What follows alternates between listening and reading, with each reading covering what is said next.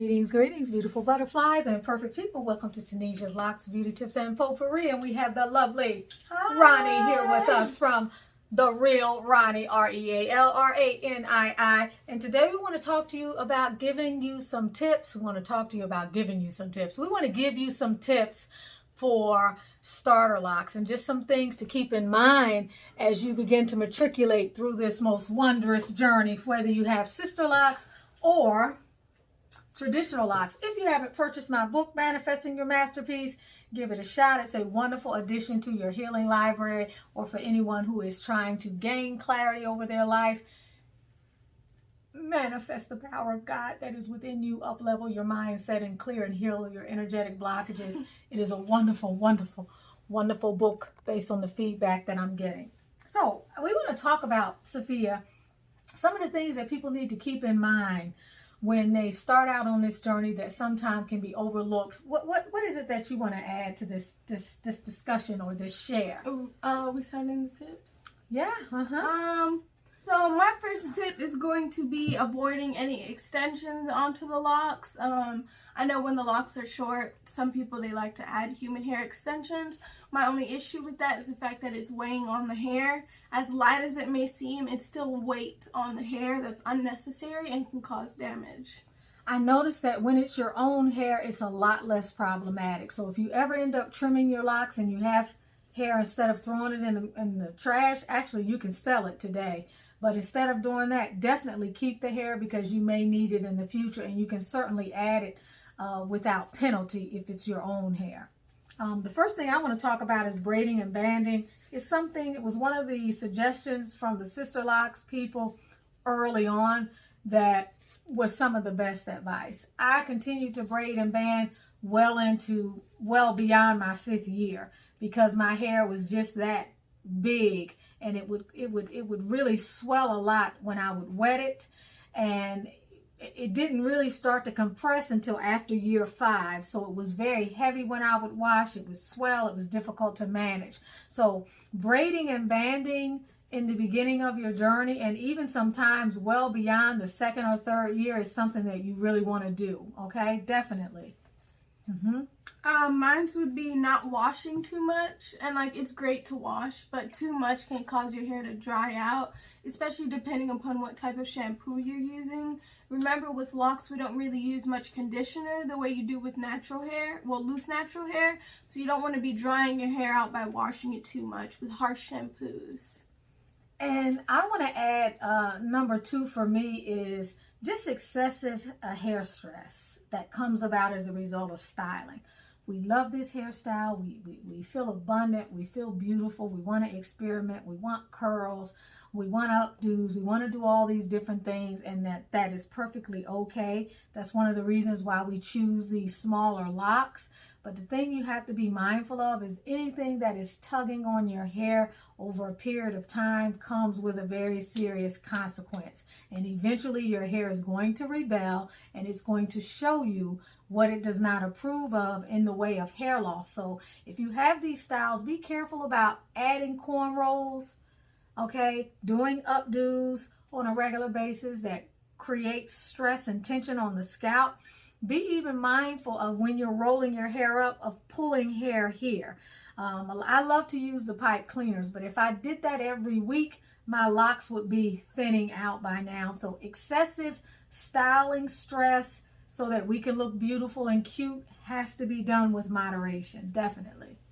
Yeah, my next one was literally don't do too many styles. Oh, okay. So I was just gonna say the exact same thing, which again goes back to like pulling your hair back to go in those low ponytails, or slicking it back to do your edges, things like that are just unnecessary pulling, especially around your edges here. It's very easy for you to lose your edges, so you just kind of want to mitigate that.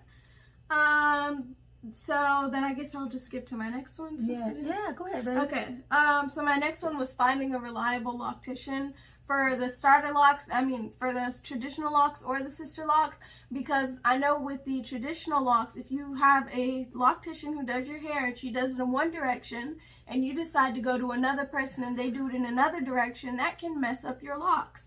They have to be done in a consistent direction. So you don't want to be flip-flopping between too many locticians, also because of the fact that you're letting someone's energy into your hair.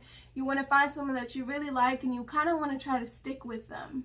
Yeah, and as an additional piggyback on that, if you find yourself transitioning to another loctician and you happen to have Sisterlocks, which most of you who are watching this do, make sure you know your pattern, okay? And even though you've been going to someone for a while, check in with them periodically and remind them, because they do a lot of heads and it can be kind of tricky now that you bring that up to find out if they still remember what your pattern was. Yeah. Don't take that for granted. It's not the worst possible thing, but it slows down the process because your hair has to begin to grow and tangle up in a different direction, and that can be that can be a bit problematic, definitely. The third thing I want to talk about is making a decision about whether or not you want to oil.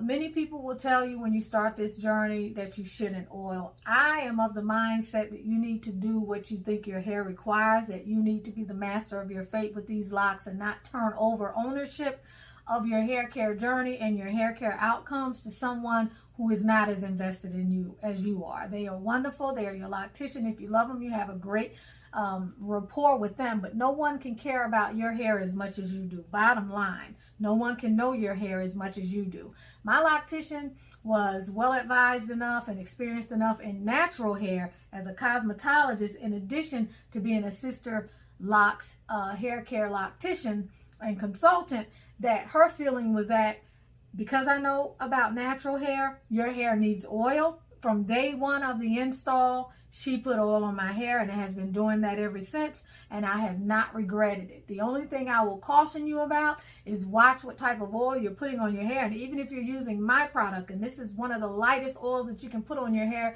that is really a fatty oil and has non-fatty essential oils in it that you can put on your hair and receive the kind of benefits that are part of what happens when you're putting something on your hair in the first place.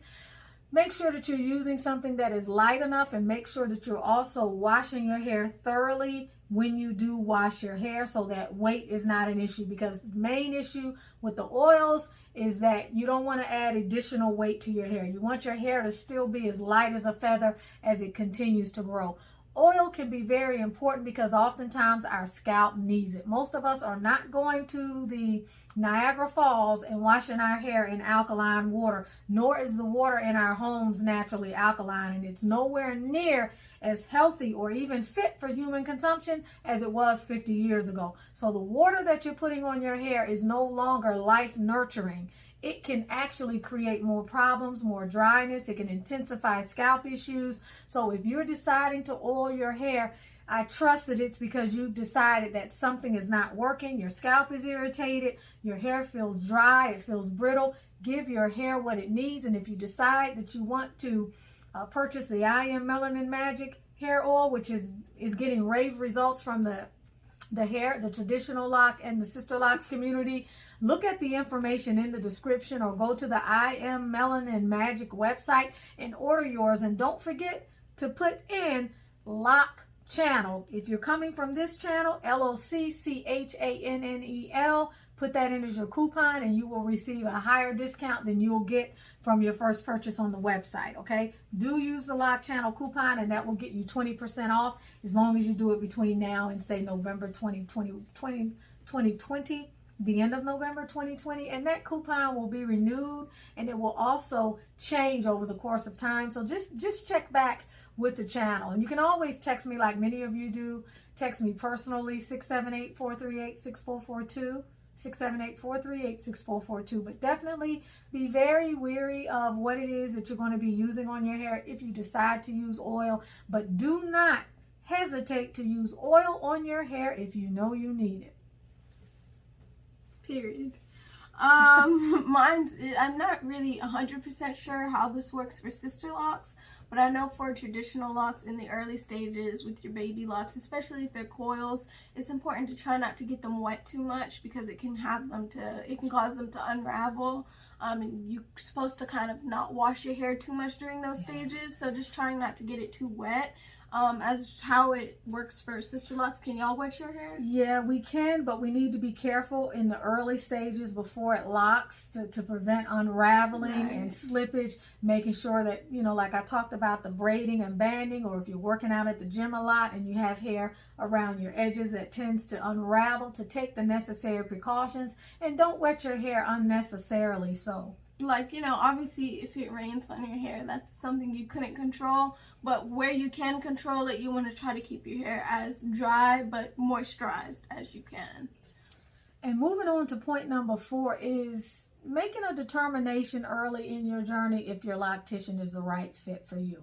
I have several videos on this channel that help you to be more discerning about who is the proper loctician for you, or who is the best loctician for you in terms of longevity. But oftentimes it's not until you start working with a loctician and you are beginning to develop a more intimate relationship with that person in terms of them being in your hair and in your energy on a more regular basis that you can begin to determine whether or not, I'm not sure if I really like the loctician. The last time she told me this, and then I noticed that. I noticed that some of my locks, she decided to combine them without my permission, or I'm noticing that every time I tell her that this or that hurts and can she be a little more gentle, that she gets an attitude with me, or every time I go to the house, I notice she's stripping chicken while she's doing my hair, whatever it may be. You need to like your loctician. You need to feel like you can communicate openly with your loctician. And you need to really, in a very significant way, feel as though your loctician has your best interest at heart. Now, no one can have your best interest like you can, but for the person that you are paying money to, and for the person that you're expecting to love on your locks and to help them to grow abundantly and as healthily as possible, you need to feel good about this person and you need to resonate with them. Yeah. And oftentimes people show and they bring you their representatives in the beginning. It can take a minute to find out whether or not you are really jiving and vibing with your loctician. If you're not, it's the type of relationship that you want to get out of earlier rather than later and begin to look for a backup always anyway, even at the beginning of your journey. Yeah. And I wouldn't say it's necessary to find someone who's licensed, but it's definitely preferred, because anyone, especially for us, anyone can say that they know how to twist a lock. It's not just about twisting a lock, though. It's about caring for the hair, moisturizing the hair, and all of those things. So anybody can twist a lock. Everybody can't do it how it's supposed to be done. So you just want to keep that in mind when you're looking for whoever's going to be nurturing your hair, because you're also not the only person nurturing it. The person who's doing it is going to be nurturing it as well. So if you're gonna do your hair yourself, it's definitely a better idea, because you're the only hands that are in your hair. If something goes wrong, you know exactly how it happened, who did it, and how to fix it. And I like the word nurturing, because that's what we should be doing, nurturing. The person is not just retightening. The nurturing involves a lot more. It even involves, if they begin to see thinning, that they bring that to your attention, that they don't wait until you're missing a whole chunk of hair here and the thinning is starting to spread before they say, oh yeah, I think you need to see a dermatologist. When dermatology or dermatological concerns or hormonal or genetic concerns are not the issue, it's what they've been doing in your hair for the duration that you didn't notice. So that nurturing and them having a nurturing attitude and noticing if someone makes suggestions to you regarding your hair, or if they comment on how your hair is coming along, those kinds of things that they're not necessarily paid to do, but have more to do with revealing if they care about your hair care journey, those things can be really important. Yeah, definitely. Last but not least, I wanted to talk about overwashing and over retightening. Okay, because there is a way to do that in excess, or there's a rhythm of doing that, or a frequency that can become excessive that can actually do you more harm than good. And I know within our community we have some locticians who even recommend getting a retightening every 4 weeks, which probably wouldn't be so awful if they took 4, 5, 6 hours to do those retightenings. But if they're doing those retightenings at the same pace as they do everything else with most of their other clients, and they're getting you in there between 2, 3, and 3.5 hours.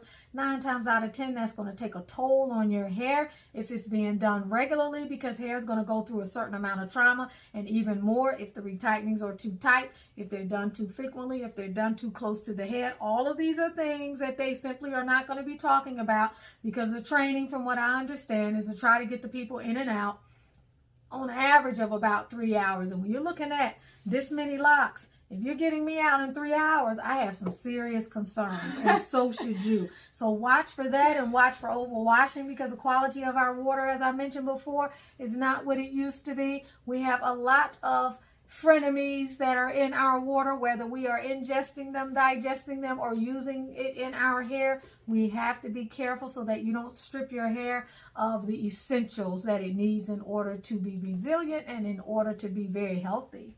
Right. Mm-hmm. Yeah. Oh, I did my fun. Oh, you don't think so? Look, I think we brought to you something that hopefully can have some impact on you in terms of your hair care journey. And I hope that you enjoyed this video. Don't forget to give it a thumbs up. Don't forget to like and subscribe. And if you're interested in Ronnie's information on her channel, and you happen to have traditional locks, and that's what she specializes in, go to her channel. It's Ronnie, R-A-N-I-I, the real Ronnie, but Ronnie, the real it won't Ronnie. come up like that. So right. Just type in the real Ronnie, TheRealRanii. Yeah, include that second I as in Ronnie, R-A-N-I-I, and you can get to Sophia's channel, and you can pick up some other great tips if you are on the natural hair care journey, but you don't happen to have Sisterlocks, or you have a child, or someone else, maybe your husband or a lover has traditional locks, and you want some quality content that's very relatable. Thank you for joining us here on our channel today. We love you. We appreciate you coming back. We want to ask you to keep coming back, because more will be revealed. Again, don't forget to purchase my book, Manifesting Your Masterpiece. Oil. If you have not purchased this book on Amazon, shout out to the thousands of you on this channel and on my other platforms who have given much feedback from the book and who have purchased the book. I love you guys. Couldn't do this without you. And we are approaching 18,000 subscribers.